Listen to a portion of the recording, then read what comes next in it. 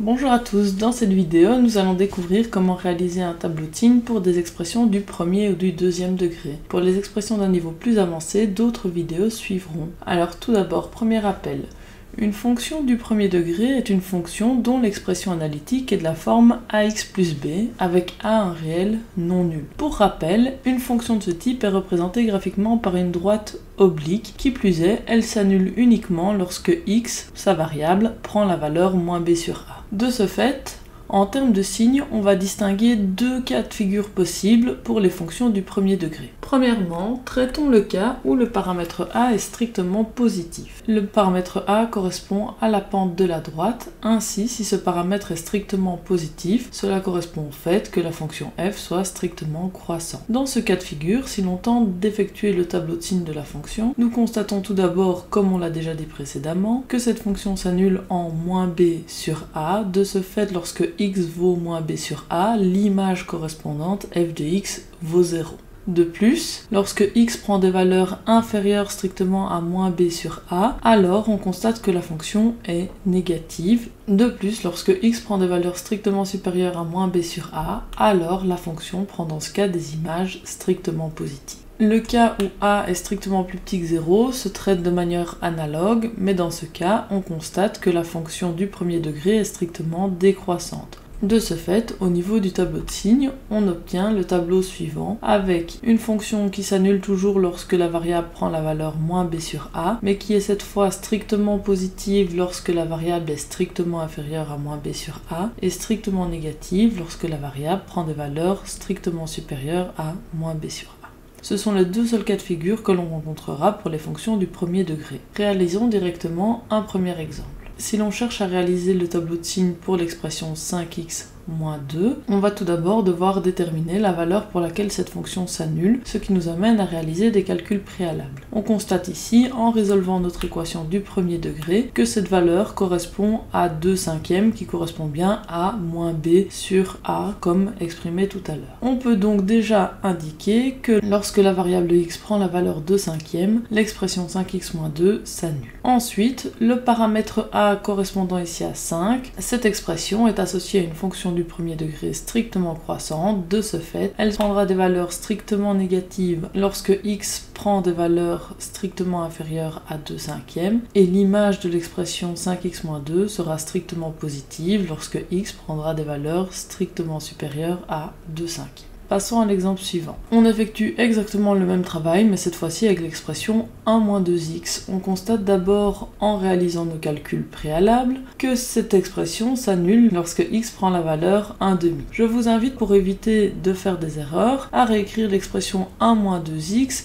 dans l'ordre usuel, à savoir en indiquant d'abord les termes de plus haut degré. On constate que le paramètre a, qui nous intéresse, est cette fois-ci négatif. De ce fait, on pourra remplir le tableau de signes de la manière suivante. Passons maintenant aux informations concernant les fonctions du deuxième degré. Une fonction du deuxième degré est une fonction dont l'expression analytique est cette fois-ci de la forme ax carré plus bx plus c, avec toujours un paramètre a qui doit être différent de 0. Nous savons déjà que ces fonctions sont représentées graphiquement par des paraboles. Qui plus est, le nombre de valeurs de la variable pour lesquelles elles s'annulent dépend du discriminant delta. Ainsi, si delta est strictement positif, on obtiendra deux valeurs qui annulent cette fonction. Si delta est égal à 0, il n'y aura qu'une valeur de la variable pour laquelle cette fonction s'annulera. Et enfin, si delta est strictement plus petit que 0, aucune valeur réelle de la variable n'annulera la fonction. Il est nécessaire de distinguer deux familles distinctes au sein de ces fonctions du second degré. De nouveau, en fonction du signe du paramètre a. Tout d'abord, quand le paramètre a est strictement positif, on constate alors que la fonction du second degré correspondante est une fonction convexe. Tandis que lorsque le paramètre a est strictement négatif, la fonction du deuxième degré correspondante sera une fonction concave.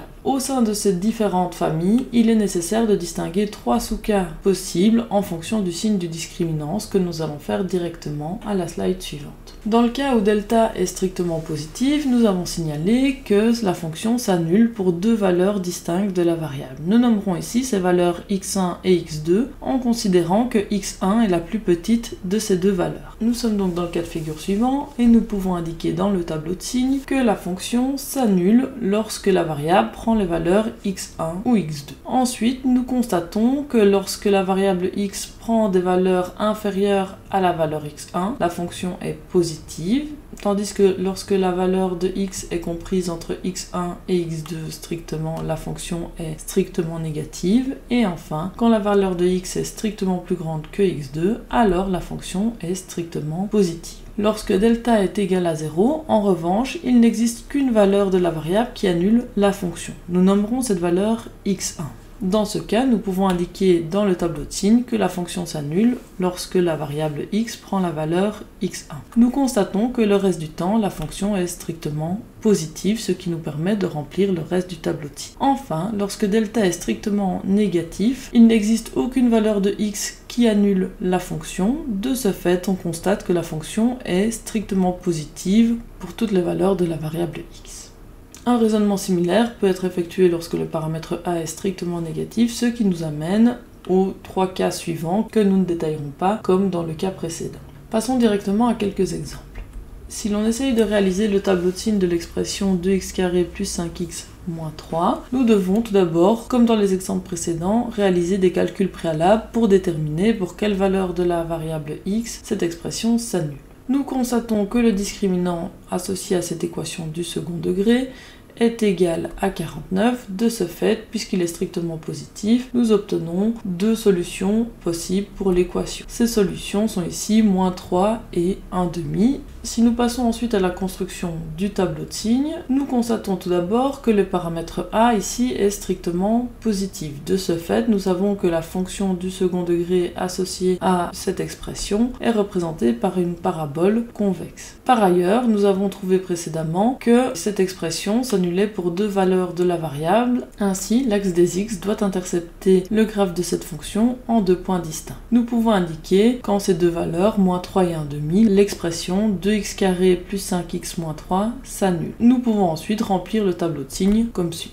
Passons à l'exemple suivant. Pour déterminer le tableau de signes de cette expression, nous devons, comme dans les autres cas, effectuer des calculs préalables. Ici, je vous conseillerais de réécrire cette équation en réordonnant les termes de manière usuelle. De ce fait, on obtient un discriminant qui cette fois-ci est égal à 0. Cela nous amène à une unique solution pour cette équation qui est dans ce cas-ci la valeur de racine de 3. Si nous essayons de construire le tableau de signes de cette expression, nous pouvons tout d'abord nous focaliser sur le coefficient du terme de plus haut degré, le paramètre a. Ici, on constate que le paramètre a vaut moins 1. De ce fait, la parabole associée à cette expression est concave. De plus, étant donné qu'il n'y a qu'une valeur de la variable qui annule cette expression, nous obtenons la configuration suivante. Nous pouvons donc remplir le tableau de signes en indiquant que cette expression est négative partout sauf lorsque x est égal à 2 racines de 3, valeur pour laquelle l'expression s'annule. Enfin, passons au dernier exemple. Nous cherchons à réaliser le tableau de signes de l'expression 4x² plus x plus 5. Réalisons les calculs préalables.